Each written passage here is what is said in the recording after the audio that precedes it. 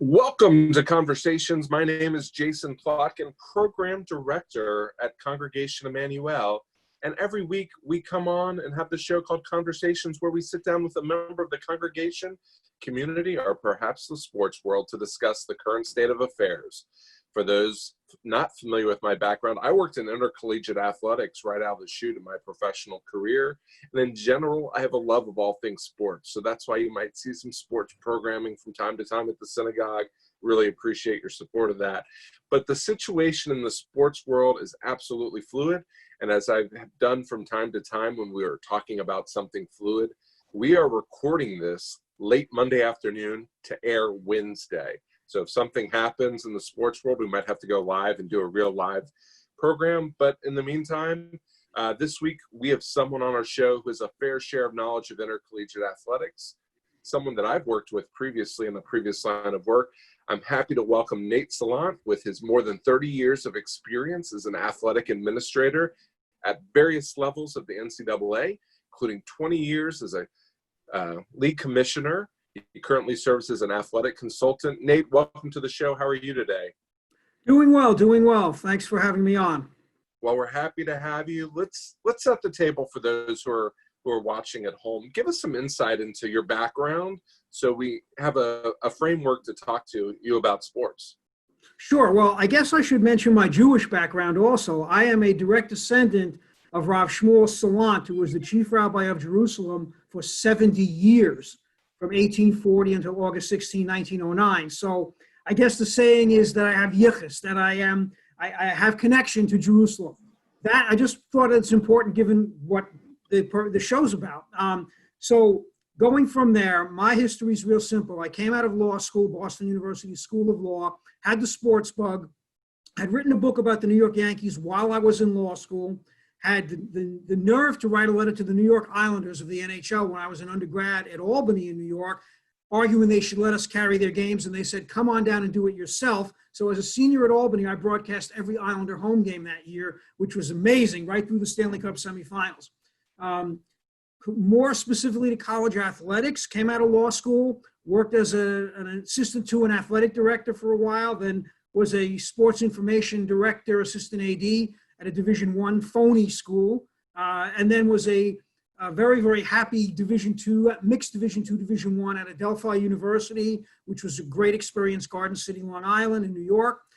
From there, wound up getting to become the first ever full-time commissioner at the Middle Atlantic Conference, which in those days was 26 Division III schools, mostly in Pennsylvania, a few in New Jersey and Maryland, excuse me, and some of them were very prestigious, like Johns Hopkins University, Franklin and Marshall, Swarthmore, Haverford. Others were more run-of-the-mill and all points in between.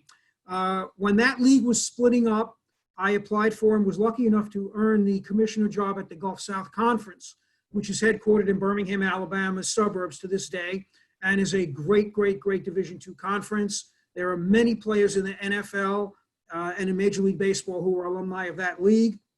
I was there for 22 years. It finally ran its course. I retired, thought I would be enjoying life and be bored for a while. A year later, I was called out of retirement to work as the commissioner of the California Collegiate Athletic Association. It just wasn't a good fit, and I had the issues. My mom is on in years. She's now 90 and lives independently in the house I grew up in, so I needed to be more available back in New York. So that didn't work out in California, unfortunately. And then retired again, and then now I'm working as a property manager for a real estate management company, and that's a lot of fun. It's, it doesn't keep me too busy, but I'm enjoying it. Well, what I wanted to bring you on about, and I'm excited to get your insight. So we first engaged in this conversation a few weeks ago. You joked at the time, do you want me to be a prophet or do you want me to be a king? And I'm happy we waited a few more weeks, because after that conversation, things started flustering, Division I level all the way down to junior college ranks. Decisions have been made. And I think for people on the outside, they think that decisions are made one way or maybe another way. As someone who served as a commissioner, can you give us a glimpse behind the scenes and kind of give us insight into how these decisions about not having fall sports are being made? Who's making these decisions at the conference for the conferences? Well, nowadays, with the NCAA emphasis on presidential involvement in the operation of athletic programs, this really falls on the shoulders of the presidents. They will listen to the recommendations of their faculty athletic representative, their director of athletics, the vice president for alumni affairs, marketing promotions. The athletes themselves have a surprisingly significant voice in this thing, and also the senior women administrators. Then those people typically will discuss things with the commissioner of the league.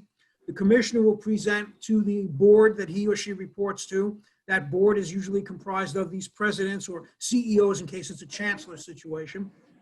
And they will in-depth study what it means. You know, what are the pros, what are the cons, how serious an issue is this, what is the effect on our university or college if we do this.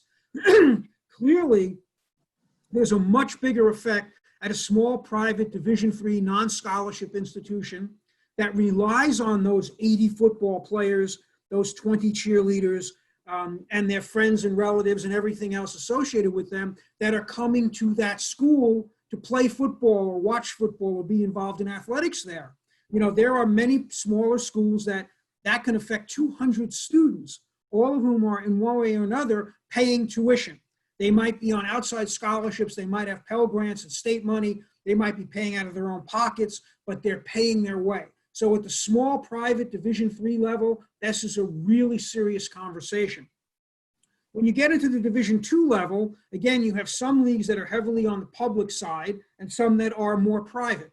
The private schools face the same issues. Can they afford to lose students because, well, if I can't play football this fall, or I can't play soccer or field hockey or volleyball, why should I come back in the fall? I could go part-time or full-time to a junior college by my house, not affect my eligibility because I'm going back to the school that I was attending previously, and save a lot of money. So it affects enrollment.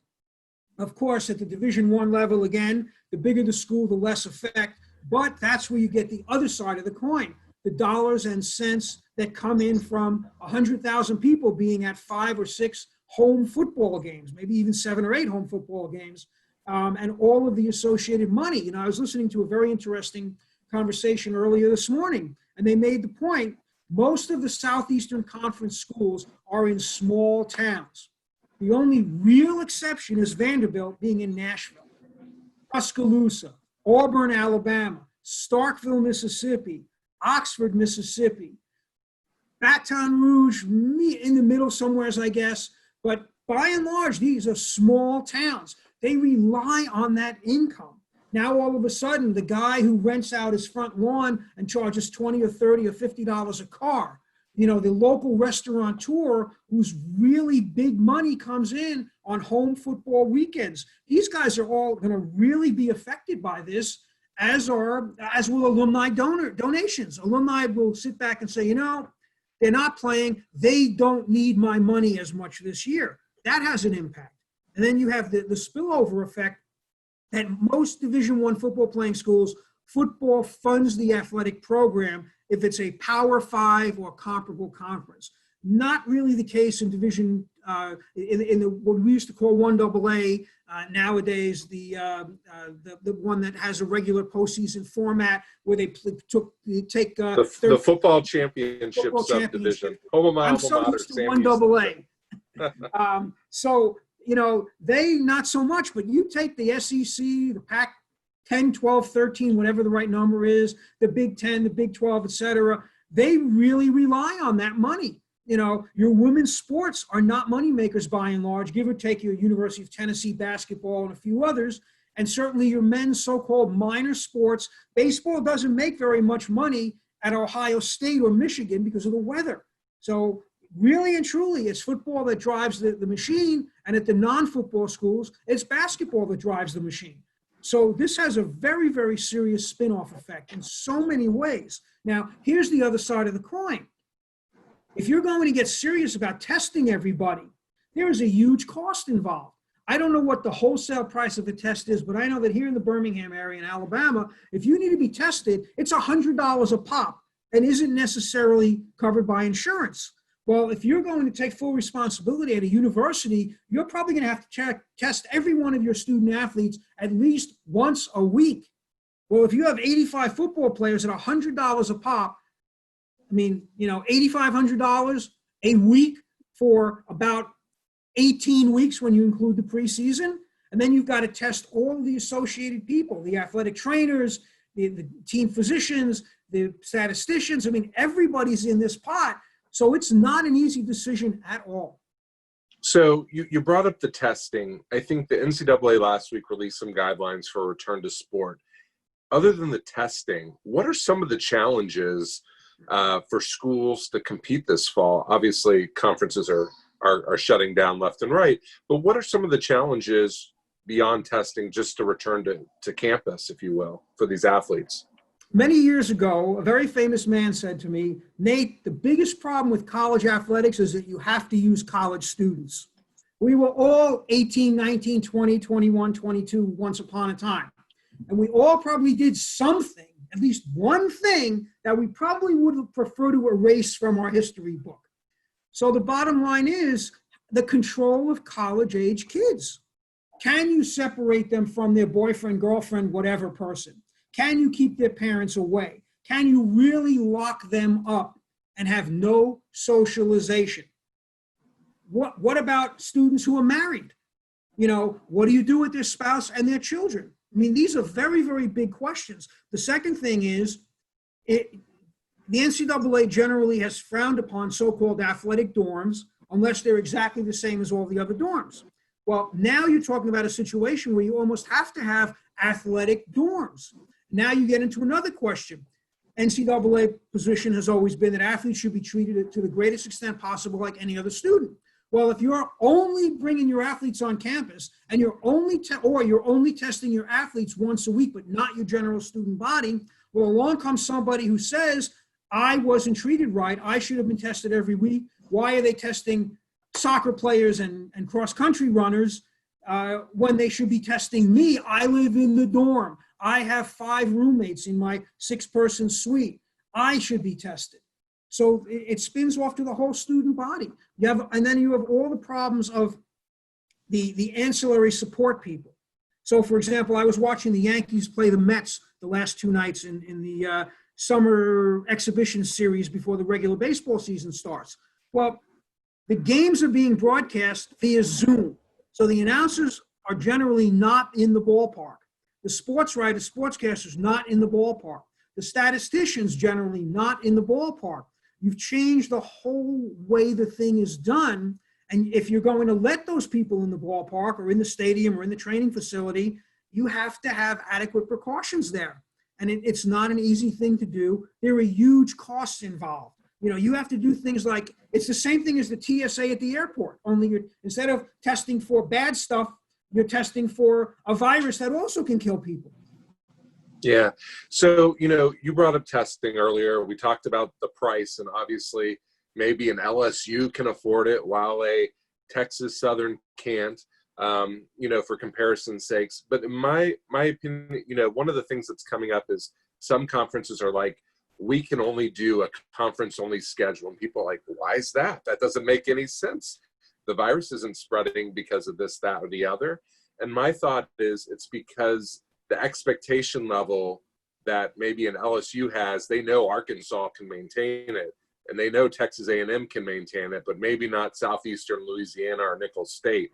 So is that the reality of why these schools, is my theory on point as a former insider, if you will, that the level of testing and the standard they feel more comfortable about, which is why they can maintain it within the conference versus having these non-conference games? Well, I think part of the problem is that there are states that have imposed mandatory quarantines of anybody coming from certain states. I think right now there's 50 states in the union, and if you go to New York and you come from, I think, 32 of them, you're supposed to go into quarantine for 14 days. Well, that's a big problem.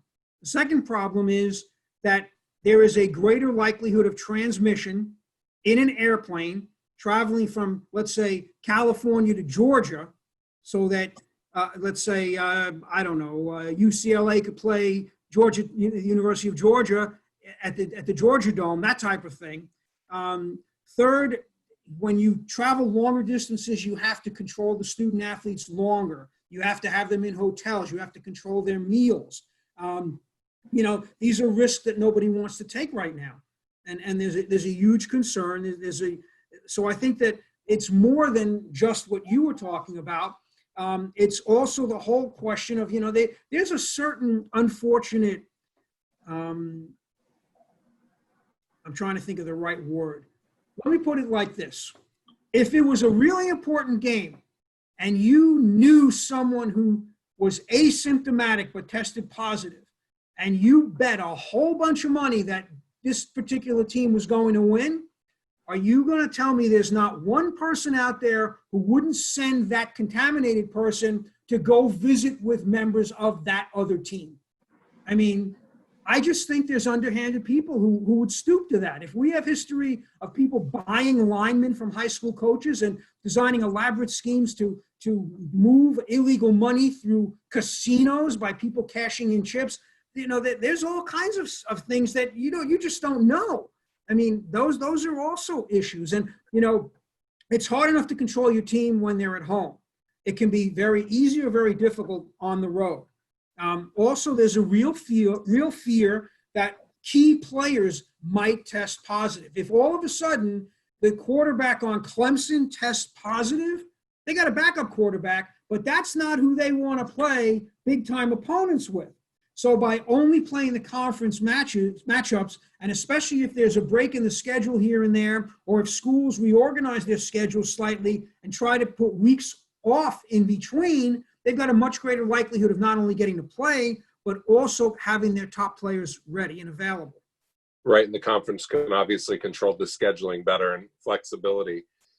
Speaking of all these conferences that are making shifts, I think one of the interesting components is if half the football leagues play in the fall, or half the soccer leagues play in the fall and the other play in the spring, how's the NCAA supposed to host championship events for these schools? How are we supposed to have a Division I or Division II soccer championship if 1/3 of the programs are playing in the spring, a third are not playing at all, and a third are playing in the fall like they usually do? I mean, where's the breaking point for the NCAA to get involved and decide whether or not we're going to have championships in some of these sports? Well, I think what the NCAA will need to do, and they need to do it soon, is to come down with a decision that either you play in the time of the year that is your normal championship season, or you're not eligible for the championship that year, and let people just play for their conference championships if it's out of the regular season. Or you turn it around the other way and say, guys, whether you play in the fall or you play in the spring, this particular sports championship is going to be moved to the spring. End of discussion. Now, you might say, well, that's not fair. But remember, most of the sports have out-of-season practice going on and are allowed to have a certain minimal number of competitions. So what the NCAA probably needs to do is sit down and say, okay, we're going to move the college soccer, men's and women's soccer championship to next May. All right? If you play in the fall when it's regularly scheduled, we will allow you X number of dates of out-of-season competition in the spring so you can be ready. So that if your league has a champion and you've been crowned, you can play some matches out on the field as a squad. They're going to have to come up with ideas like that, or they're just going to have to say, you know what? All the fall sports championships are canceled. We're not going to make them up in the spring because, and here's a big because that nobody's talking about. Everybody says, oh yeah, move them to the spring. Do you realize how difficult it is to have football, baseball, lacrosse, the end of the basketball season, plus now you're going to add soccer, you're going to add volleyball. I mean, this is a huge burden on athletic training facilities, on indoor facilities. When the weather's bad, baseball and softball are used to going into an indoor facility, hitting, practicing, doing what they need to do. Well, that facility is not necessarily going to be available at a reasonable time. So if you get a sign that baseball will practice from 5 a.m. to 6:30 in the morning on school days, that's not exactly what you want to do to a student athlete.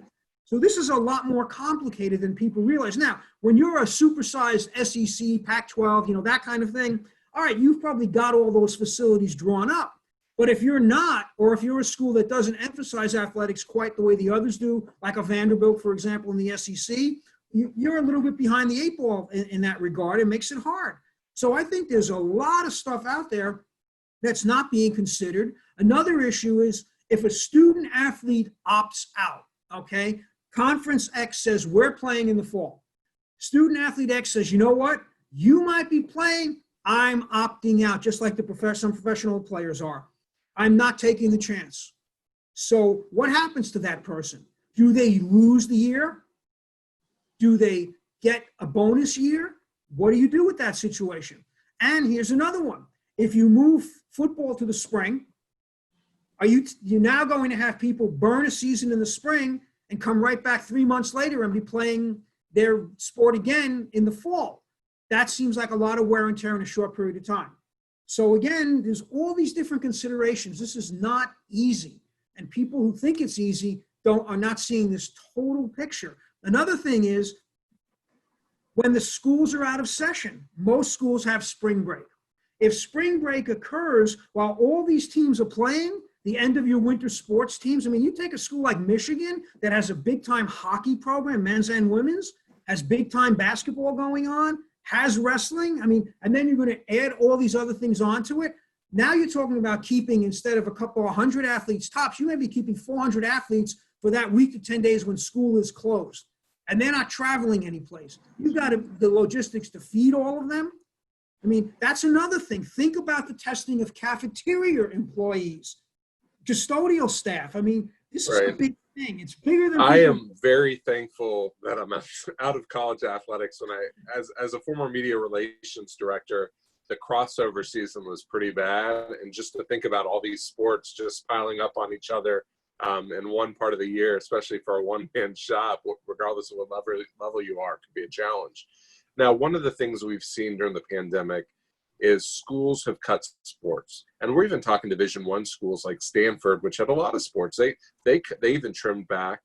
You've had several baseball teams in particular which have gotten national prestige. You had a Division II football program or two cut, and you've had whole colleges shut down, and some of those were JUCOs or D3s. Outside of budget considerations, what are some of the issues that schools have to consider when eliminating sports? I mean, why are these schools saying, okay, we've got to eliminate sports right now?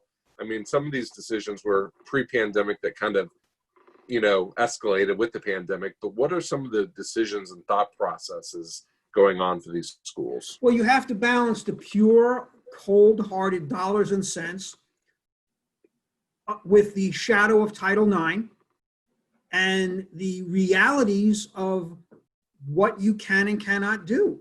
And for many schools, having individual specific sports that provide no financial return whatsoever, it's just not worth it.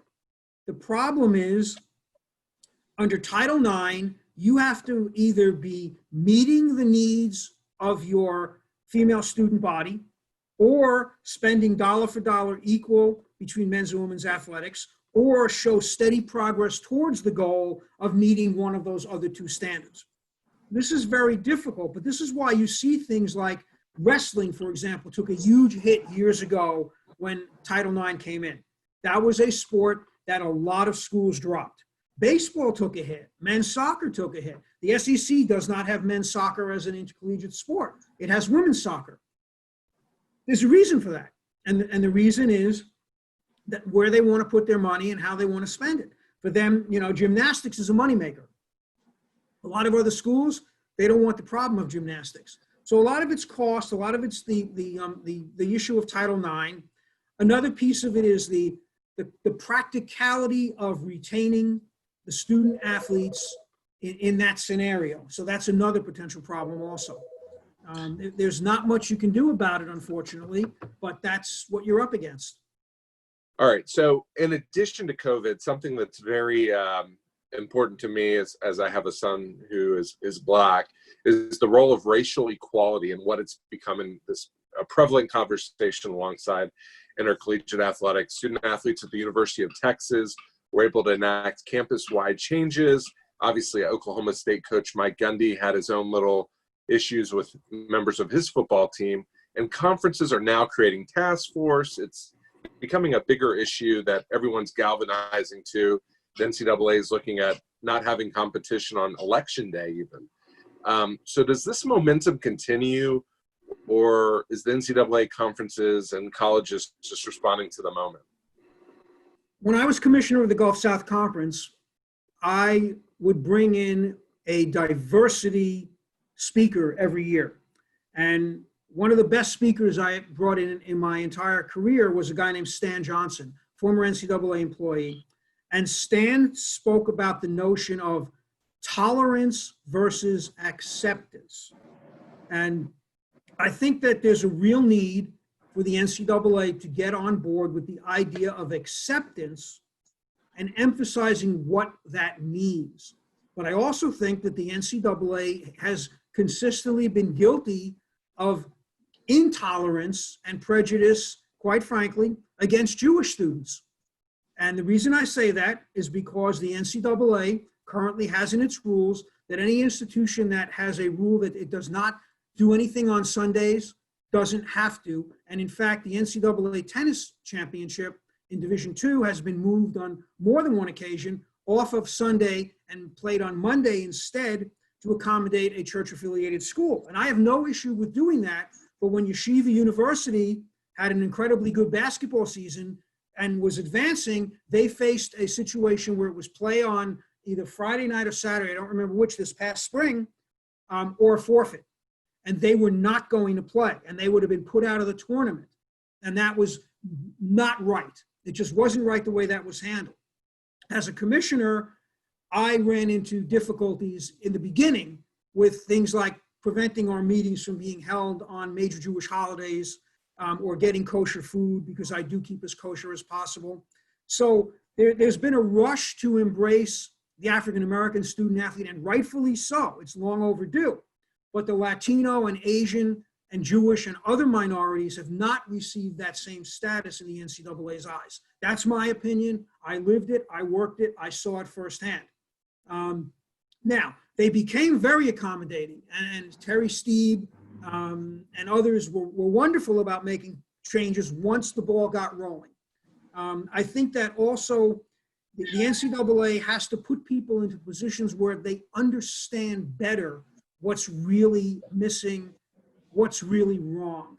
And I think that people are not fully aware of that. And people need to step up. Coaches need to step up. One of the big problems, the NCAA does a great job of trying to get minority coaches hired. But the bottom line is most of the most coaches at the major schools are not minority coaches. There are very few African-American head coaches in the major sports at the Power 5 schools, let alone in conferences like the Gulf South Conference. And in fact, it operates against them in some ways, because when they seek new member institutions that might be historically Black universities or colleges, one of the arguing points is, hey, they don't have minority coaches in their league. It's really not the right fit for you. And it's an interesting argument that they can make. I think that when you design programming, and I'll use the example Stan Johnson gave, he opened up a meeting of our athletic directors, senior administrators, and faculty reps by saying, hey, listen, we're all here in Kansas City. This was during an NCAA convention. And I wanted to let you know you're all invited to come to a barbecue at my house this Sunday afternoon. Now, I have to warn you, the neighborhood I live in is almost entirely African-American, and you will be the only white people there. And we will be having a lot of foods that are traditional African-American foods that you may not like, but we want you to come. And we'll probably be having a prayer session at the beginning, which I know some of you may not be of that orientation, but that's what we do. But if you want to, you can go out in the street and wait while we do that. What his point was, you're welcome to come, but we're not really welcoming you. We're paying lip service, but we're not doing anything about it. Division II always had a problem about really committing to diversity. When I was commissioner of the Gulf South, my staff pretty much always had a Latino, an African-American, a female with responsibilities that were not secretarial or simple. They were made. She was director of compliance and in charge of setting up our meetings. I diversified my staff, and these were full-time, well-paid people. But most of the Division II conferences back then and to this day don't have that once you go outside the two historically black conferences. So I think there's a real gap there. I think that it's time to step up and not only address the legitimate concerns of the African-American student athletes, but also the Latino, the Asian, Jewish, Pacific Islander, et cetera. It's about everybody. And it's about getting students to understand and accept rather than just tolerate. And for those watching, lately, Carol Lawson, former Tennessee great, was named the head basketball coach at Duke. And interestingly enough, Carol Lawson served on the board of supervisors or board of regents for Tennessee, and literally called this out a few weeks ago before she became the head women's coach at Duke, saying, there's no one that looks like me. How are these athletes supposed to go find a mentor or find comfort as if there's not someone who looks like them at their university? So it's very interesting, and we'll see how these things develop in the weeks and months and years to come. So let's look ahead, if you will. One of the things, Nate, that I've always asked our guests is what's going to stick long term that we've learned from the current pandemic. Our schools, you brought up earlier, flying from Georgia to California or vice versa, are schools going to pivot to more regional scheduling? Are sports going to change their seasons to compete, whether they shrink them or spread them out more over the spring and the fall? Possibly we see baseball in the summer, I don't know. But are these things we're going to see that are going to stick in light of the pandemic? That's a very interesting question. I think that the nature of competition at the major sports, the football, the basketball, where the major lacrosse, the major baseball, softball, volleyball, I think you're still going to see the national competitions, but you may see more tournaments or special events as opposed to regular season non-conference games. Now, obviously in football, you're still going to see Alabama, USC. You're still going to see, Notre Dame, Georgia, whatever, because that's what they have to do. But what I think you're going to see is you're not going to see Alabama's cross-country team going out to run in the Texas Invitational. I think that you will see a cutback. I think you'll also see a sensitivity to how much money do we really want to spend on so-called non-revenue sports or less attractive spectator sports.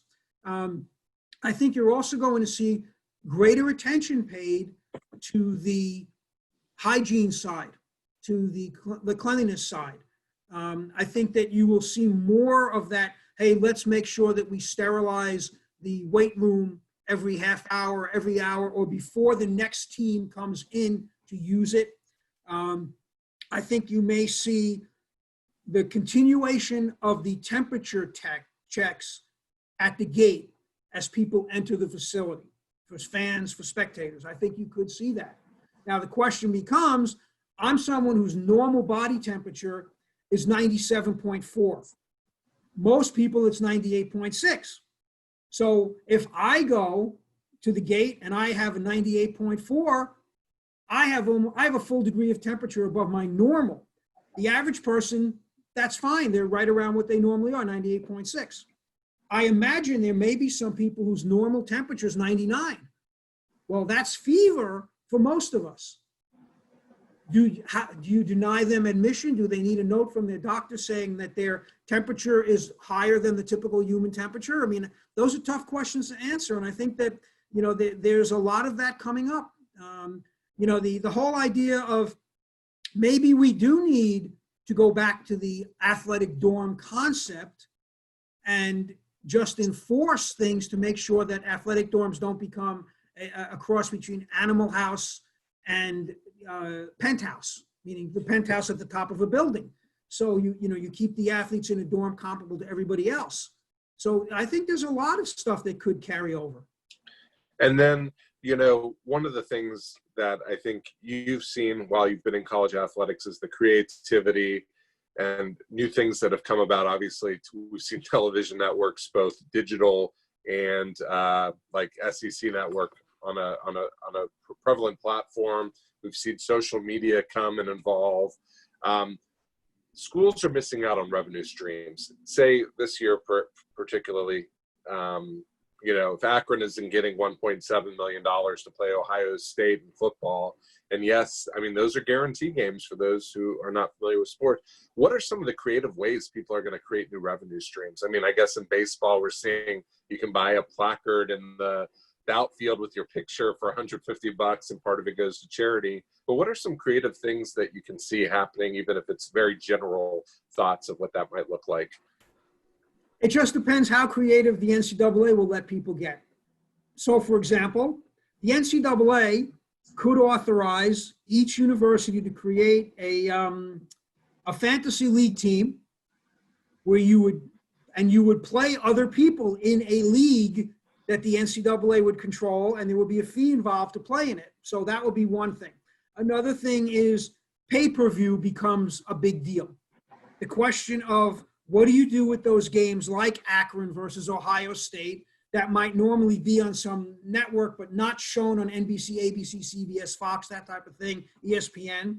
You'll see more of that ESPN3 concept where you have to pay to watch it. It's an extra fee. I think that universities will have to go heavy into the merchandising end, come up with some creative things about, I survived the Corona season, something like that. They're going to have to do things like that.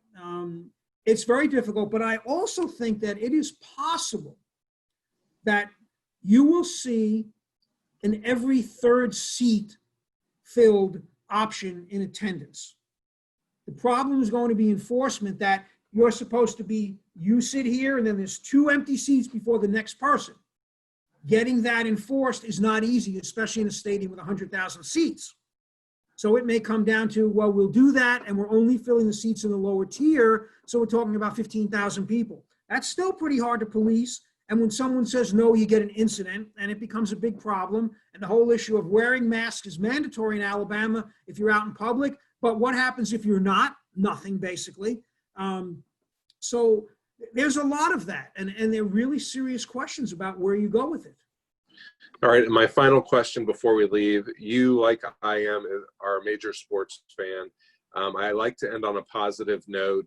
What do you, as a fan of intercollegiate athletics, look forward to most when these kids get back out on the field, whether it be the football field, the baseball field, or whatnot? What are you most looking forward to? Well, first of all, my passions are Major League Baseball and the NHL. So watching the Yankees play Flushing the past 2 nights, even though it's a simple exhibition game, was just an uplifting thing, and particularly because the Yankees beat them both games. But the bottom line is to see Major League Baseball. Yes, it's not the same. It doesn't have the fans and everything else, but that was nice to see.